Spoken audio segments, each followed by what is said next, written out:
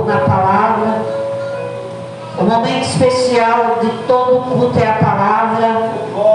Isso não é da agora, isso é desde o início. Porque a palavra ela é vida, a palavra é viva, e a palavra é quem transforma. A palavra se fez carne. Então nós temos que entender que de todo o decorrer do culto, essa é a melhor hora. É a hora que vidas são transformadas, é a hora que vidas são restauradas, é a hora que dores se torna em processo de aprendizado. Por quê, pastora? Porque quando nós entendemos que a dor ela não vem para nos matar, ela vem para nos ensinar algo que na calmaria nós não aprendemos de jeito nenhum. Tem vezes que o professor ensina na calmaria, quando o professor ensina mais quente, o aluno aprende. Você não vai sair como os outros, você vai ficar. Aí ele vai ficar o primeiro dia, o segundo dia, o terceiro dia. No quarto dia ele estuda em casa, ele fica no quarto, ele não sai. Por quê? Porque ele não quer ficar, ele quer sair no horário. Assim somos nós. Às vezes nós não aprendemos, Jesus coloca nós no colo e diz, tá no meu colo. A gente quer aprontar porque está no colo. Aí Jesus tira do colo, você começa a pisar nos espinhos, você começa a pisar nas pedras, você começa a passar o processo, aí você começa a murmurar. Jesus diz, agora você vai aprender. E Ele não tira você. Jesus não tira a gente da prova. Eu tinha uma palavra para trazer para os irmãos, estava estudando, mas eu gosto de realmente estudar para passar para os irmãos. E toda uma batalha aqui terrível, porque eu não queria pregar essa palavra, mas é melhor obedecer, né, irmãos? Eu até fiz aqui um reembolso para trazer para os irmãos de um grande psicanalista, que eu acho que os irmãos, alguns irmãos devem conhecer, os irmãos pensadores, de Augusto conhece, é até o Augusto Cury, isso mesmo. Ele é um dos maiores psicanalistas e ele foi um dos maiores ateus. Hoje é cristão. Eu trouxe algo espetacular que eu estava estudando, maravilhoso, vocês vão aprender isso, porque ele estuda a neurociência do nosso cérebro, não é uma coisa chique, mas não será hoje, porque assim o Senhor não quer. Eu cheguei no altar e o Senhor falou sobre caos. Eu digo, Jesus, caos? Sim. Jesus falou sobre o caos que havia no início do mundo. Havia um caos, né? A Bíblia diz em Gênesis capítulo de número 1, a Bíblia vai dizer que no princípio Deus criou o céu e a terra. E há um ponto final, né, irmãos? A gente tem que detalhar para a gente entender o que Deus Ele quer falar conosco. Quando a Bíblia diz que no princípio criou Deus o céu e a terra, os céus são três, primeiro, segundo e terceiro. O terceiro é onde está o trono de Deus. A Bíblia fala que Deus criou a terra, e toda vez que tem um ponto final é porque parou ali. É assim? Você escreve uma frase, você termina, você tem que dar um ponto, só que logo em seguida ele começa de novo a escrever a história da humanidade. Ele diz, a terra, porém, estava sem forma e vazia. Havia trevas sobre a terra do abismo, sobre a terra, sobre a face do abismo. E o Espírito de Deus pairava por sobre as águas. Ponto. Disse Deus, ele começa de novo. Disse Deus, haja luz, e houve luz. Ponto. E ele começa de novo. Escuta o que eu estou dizendo, porque a sua bênção está aí.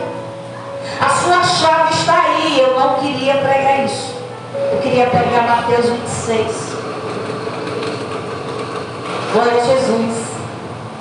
Disse Deus, haja luz, e houve luz. Ponto. E viu Deus que a luz era boa, e fez separação entre a luz e as trevas. Glória. Ponto. Chamou Deus a luz dia e as trevas noite. Ponto final. Você prestou atenção no que está sendo dito? É porque às vezes a gente chega aqui e diz assim: no princípio Deus criou os céus e a terra era, porém, estava sem forma e vazia, havia trevas sobre a face do abismo, e o Espírito de Deus pairava sobre a face das águas. Disse Deus, haja luz, e houve luz. E veio Deus que a luz era boa, e fez separação entre a luz e as trevas. Chamou Deus a luz dia, as trevas noite, e houve tarde, e houve manhã, o primeiro dia. E disse Deus, haja firmamento no meio das águas, separação entre as águas e as águas. Vocês entendem se eu ler assim? Não entendem. Então eu estou lendo devagar e vou dar os pontos que é para você entender. Quando Deus diz assim, quando o narrador diz assim: no princípio criou Deus os céus e a terra, e ele faz questão de um ponto final, é porque houve-se um tempo. Houve-se um tempo. Não foi do jeito que eu li, corrido, não. Tempo corrido, não. Houve-se um tempo. Deus fez com que tudo se encaixasse, mas tudo com ordem e decência, e cada coisa no seu tempo. Por isso que, se você observar os pontos e as vírgulas, você vai entender que a terra estava um caos. E segundo os pensadores, como a Bíblia ela não está colocada nas posições corretas, a Torá está, a que eu tenho e a que todo mundo tem, ela está, mas segundo alguns pensadores, leitores, o primeiro livro seria Jó. Mas alguns historiadores, eles falam que aqui a terra estava um caos, porque Lúcifer, aquele bichinho, ele já tinha aprontado. Havia um caos muito grande, e agora Deus vai consertar tudo, vai colocar tudo em ordem, vai arrumar a casa para fazer o homem. Observe, bote a cabeça para raciocinar, porque Deus, ele gosta que a gente treine a mente. É por isso que quando Jesus, ele dá uma resposta para alguém, é uma resposta que ele quer ouvir, ele já dá com interrogação. E você? O que dizes que eu sou? Jesus, ele quer botar os discípulos dele sempre para pensar. É por isso que eu e você, se a gente não pararmos para pensar, a coisa fica difícil, porque nós vamos agir no nosso natural. Nós vamos fazer as coisas naturalmente no percurso desse mundo. Mas os pensadores, as pessoas que buscam pensar, não agem na mesma hora. As pessoas que têm um discernimento, elas vão parar e elas vão pensar: peraí, se eu fizer tal coisa, vai ser bom para mim. Mas será que vai ser bom para a minha geração? Será que vai ser bom para a minha casa? Será que vai ser bom para o meu próximo? Será que vai ser? Então eu vou pensar, não por mim, mas pelo aquele que está em mim. O crente tem que ser assim. Aí a Bíblia vai dizer que a terra, porém, estava sem forma, estava vazia. Não havia habitante, não havia forma. Se vocês se aprofundar nesse negócio, vocês vão ver que era tudo misturado, né? Já pensou que bagunça era? Era tudo misturado.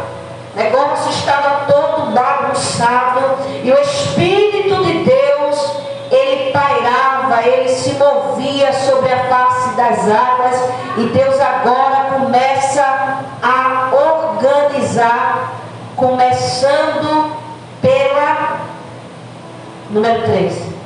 Glória. Por quê? Pela luz. Por quê? Jesus vai falar. Jesus vai falar porque você vê que é maravilhoso a Bíblia. Ela questiona, mas ela responde, né? E ela pergunta de novo. Então, vai ser criado primeiro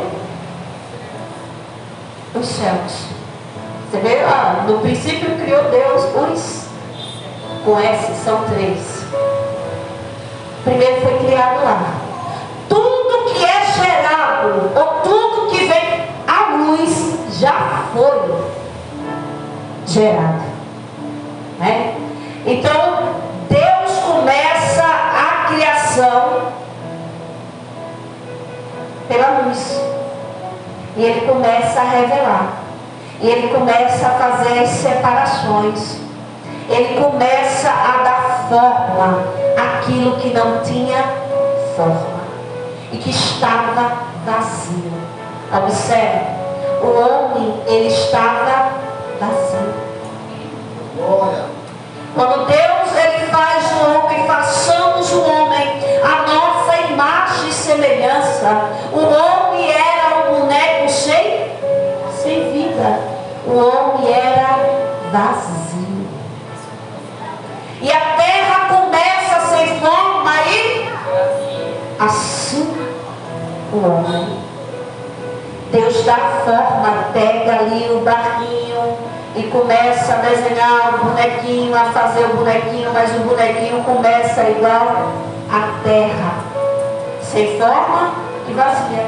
Tanto é que o camarada está sem forma, que Jesus vai falar, façamos o homem, a nossa imagem, está sem forma, não tinha forma e vazio. Então, irmãos, eu quero que vocês se atentem essa noite, se verdadeiramente a vida de vocês está em Cristo ou está em um caos. Como está a vida de vocês? Se tiver em Cristo e ainda estiver desordenado, o Senhor vai trazer a luz e vai lhe revelar o que você precisa para colocar das mortes. Porque se tiver escondido, a oração que foi feita aqui foi a respeito disso. E ouvi bem a oração. Eu digo, Jesus, que negócio. Se está escondido dentro da casa, você tem que orar para que Deus revele e traga a luz e você conserte. Você pede o Senhor. Se está escondido, se você não tem noção, recebeu, ganhou, falou, verbalizou, e o diabo se aproveitou disso, está destruindo a sua vida. Agora Deus está dizendo para você, eu vou colocar a sua casa em ordem. Porque quando a gente faz algo que entristece o coração de Deus, o Espírito do Senhor ele se afasta, ele não fica, ele sai. É por isso que Davi tinha medo. Davi não tinha medo de grandes guerreiros, porque ele matou Golias. Davi não tinha medo de grandes exércitos, porque ele era homem de batalha, de guerra. Davi tinha medo de perder o quê? A presença de Deus. Os crentes têm que ter esse mesmo medo. Por quê? Porque o homem sem a presença de Deus, ele é vazio. É um homem vazio. Não vale a pena. No mundo de caos, eu e você ser vazio é não valer a pena estar aqui. Nós estamos vivendo em um mundo desfigurado. É esse mundo que Satanás desenhou.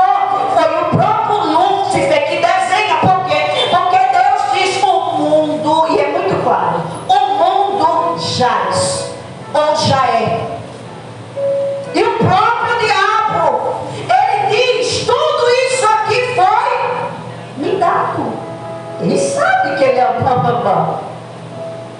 Ele sabe disso. É por isso que a terra está dessa forma. A terra que nós vivemos hoje, ela está um caos. Porque na onde Satanás ele coloca a pata, ele destrói. Pode ser na casa que for.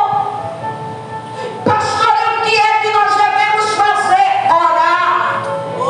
Aleluia. O que nós devemos fazer? Buscar ser separados, ser homens e mulheres de Deus, ser luz. Porque no início o Senhor diz que haja luz e houve luz. E Ele diz: vós sois a luz da terra e o sal. Tá bom, nós somos luz. Glória. Nascemos para ser luz. Nosso Deus é luz. É. Então, Satanás, quando ele entra para trazer trevas. E tudo fica escuro. A vida não faz sentido quando ele entra. A vida não tem graça. Você não tem alegria.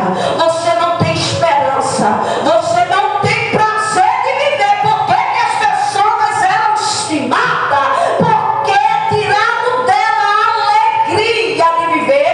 E quem tira a alegria não é Deus, é o diabo. Por quê, pastora? Primeiro ele entra fazendo um caos. Na área financeira, na área sentimental, na área da saúde.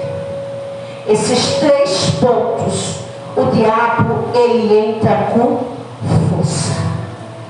Para a gente entender isso e a gente passar por cima de cabeça erguida, a gente tem que ter intimidade com Deus. A gente tem que ter mão dada com Deus. A gente tem que estar em um patamar de maturidade espiritual muito forte. Porque se você não tiver nessa dimensão, você vai cair, você vai derrubar toda a sua trajetória, aquela que você construiu e aquela que você está preparando-se para chegar lá. Por quê, pastora? Porque você tem filhos, você tem irmãos, você carrega um povo sobre a sua vida, sobre o seu chamado, sobre o seu ministério. Você carrega. Então, quando você cai, você leva toda uma geração junta. É por isso que você tem que pensar 10 vezes. É por isso que você tem que respirar 10 vezes, para você não fazer besteira, para você não ver nações, para você não ver gerações como a de Israel, por causa de um erro de um. Como nós todos, por causa de um erro de um, mas também por causa do acerto de um, há esperança para a gente.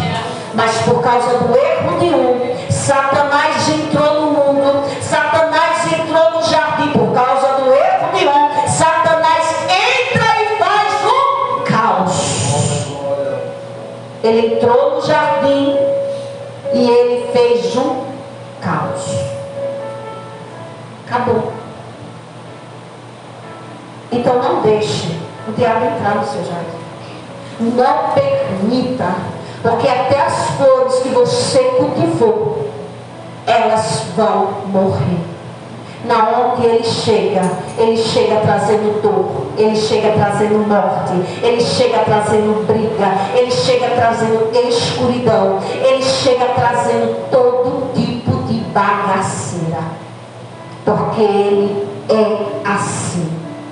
Ele não quer que eu e você, criação de Deus, vá para onde ele foi expulso.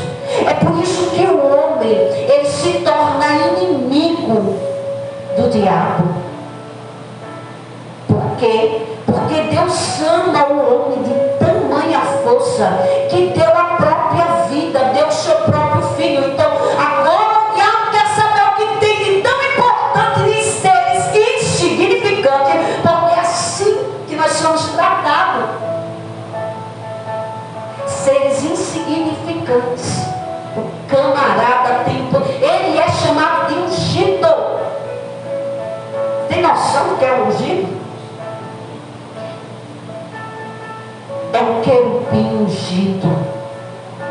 Não é qualquer coisa. Você pode não estar vendo Satanás, mas ele existe, ele é real, tanto como eu e você. A diferença é que ele sabe da onde veio, para onde vai. A gente ainda estamos tateando. Será que hoje eu vou? Será que amanhã eu não vou para o céu? Amanhã eu não vou para o céu não, porque eu vou dar um sotaque naquela irmã. Vou pegar a pastora. Eu estou há tempo. Aí pronto. Aí é essa dúvida. Mas o diabo não tem dúvida que ele quer destruir eu e ele não tem dúvida. Pelo contrário, ele tem certeza. Só que quando tem crente que ora, ele perde a batalha na hora. Então eu quero lhe dizer essa noite, o que está faltando para você orar? Tem gente aqui que não está orando. Tem pessoas aqui que não estão orando. Gente, a mulher que ora, o homem que ora, ele é diferente, viu? A gente sente. Pastora, aí eu tenho que orar como? Irmão, você pode orar no seu trabalho. Eu estava em casa, eu fui lavar os pratos e eu tinha feito meu devocional. Eu fui entregar. Eu fui lavar meus pratos, comecei a lavar e o Senhor começou a falar comigo. Oi, pastor? Eu falei, por que Deus fala assim? O Espírito Santo não habita em você? Ele fala. Varrendo casa, falando com alguém, é você falando, o Espírito falando com você. Basta você estar em comunhão, intimidade. Aí o Senhor falou assim, esperar é ter sabedoria. Esperar é ter sabedoria. Quem espera é sábio. Eu digo, virgem. Amém. Paciência é ter sabedoria. Eu digo, virgem, mas são duas coisas, não são parecidas? Não são iguais. Têm significados diferentes. Olha, esperar e ter paciência não dá no mesmo, do nosso ponto de vista? Dá, mas as duas são diferentes. E o Espírito falou para mim, espere, e quem espera tem sabedoria. Quem tem paciência tem sabedoria. Eu digo, Jesus, ter paciência é para poucos, e esperar para poucos. Nós não queremos esperar, nós queremos agir. E olha, que do tempo do início, que Deus está fazendo os céus e a terra, Ele para. Há um período para Ele voltar à terra, porém. Por quê, pastora? Mas a Bíblia diz, está escrito, que foram 7 dias. Vá no original e pesquise como é os 7 dias de Deus. Pesquise. Vá na palavra dele e veja que um dia para ele é como? Acabou. A Bíblia responde. É só você se atentar para ler com prazer. A Bíblia diz que Marta e Maria estão sentadas com prazer. É assim? Não. Quem está com prazer, quando você tem prazer de ler essa escritura, Deus também tem prazer de se revelar para você.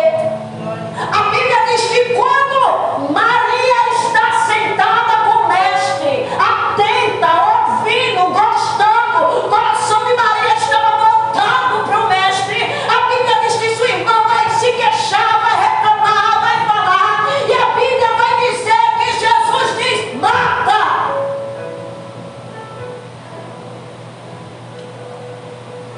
Maria escolheu a melhor parte. E outra, eu vou lhe dizer uma coisa, atribulada, e não será tirado dela. Então, quando você for tirar um tempinho para a palavra de Deus, tenha prazer. É o próprio Deus falando. Gente, é como eu e você sentado. Estamos ali sentado. E Ele pega e senta com nós. Ele tem prazer de sentar com nós e nos ensinar. Para a gente sobressair desse mundo de caos. Esse mundo de treva. Esse mundo de escuridão. Esse mundo de falta de amor. Esse mundo de falta de perdão. Esse mundo negro. Ele senta conosco. E Ele ensina para mim e para você como sobressair desse caos. Como é que você vai sobressair no seu trabalho quando alguém lhe pentear? Que é assim. Diabo bota Satanás de rabo, de perna, de cabelo, de braço. E ele vai lá e diz, e aí? E humilha. Aí você vai fazer o quê? Eu vou humilhar também, que eu tenho boca. Então você está no mundo. Você é amigo do mundo. É difícil, irmão, o que eu estou falando é muito difícil. Mas não é impossível. Porque Deus vai fazer prova com gente aqui que está aqui. Por esses dias antes de terminar o fim do ano. É por isso que Ele está lhe preparando. Ele está preparando você para você não ser igual ao mundo. Para você ser uma pessoa de luz. E a pessoa olhar para você e falar assim, nossa, você é diferente. E você ter paz. Porque realmente você é diferente. Em Mateus, eu não vou dar muito, porque tem o meu tempo também. Até para ir para Santa Maria está difícil. Em Mateus 26, 46 vai falar sobre Jesus e o seu traidor. E vai falar da entrega e do beijo. E eu estava meditando nisso a partir do que esse pensador falou.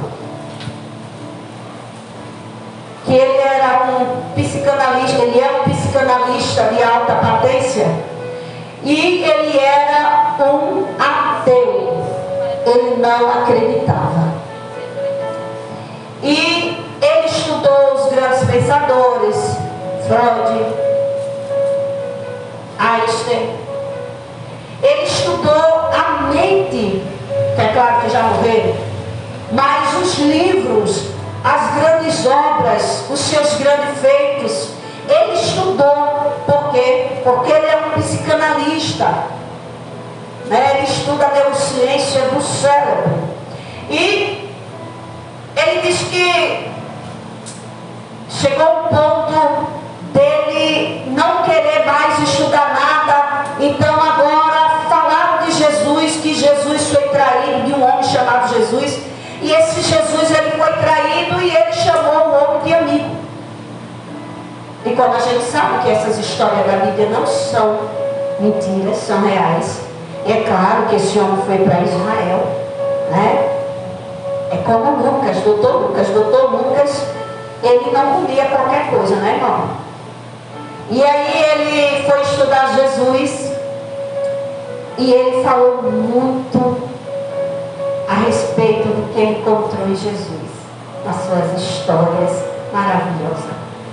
Jesus era para ativar um gatilho no seu cérebro de autodefesa. Mas Jesus fez o contrário.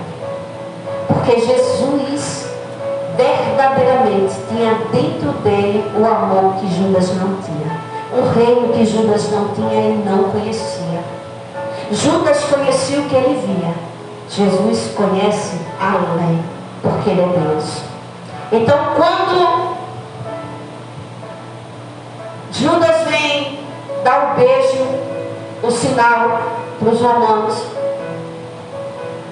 Jesus é lindo. Jesus recebe o beijo, mas me faz uma pergunta. Jesus faz a pergunta para Judas. Mas Jesus faz questão de chamá-lo de amigo. Quando alguém bater, quando alguém humilhar, vá orar por ele. E chame ele de amigo. Senhor, o meu amigo hoje me feriu. O meu amigo hoje me tocou. Se coloque na posição de fragilidade. Porque não era Cristo que era frágil por estar sendo entregue na mão dos seus assassinos. Era Judas que era fraco. Você é forte. E a Bíblia fala exatamente que nós somos fortes. A Bíblia diz: diga ao fraco, eu sou forte. Você entende isso? Então nessa noite, fale o diabo, eu sou forte. Cristo vive em mim. Então nessa noite eu encerro com essa palavra. Antes de agir, pense. Pare, dê o ponto final desses pensamentos tão ligeiros da sua mente e que não são de Deus. Bote um ponto final e comece a falar que haja luz na minha mente. E disse Deus que haja luz na minha mente. E o Senhor vai colocar a luz dele, do Espírito dele, e ele vai enviar. As palmas louvam ao Senhor. Eu agradeço a minha oportunidade. Amém.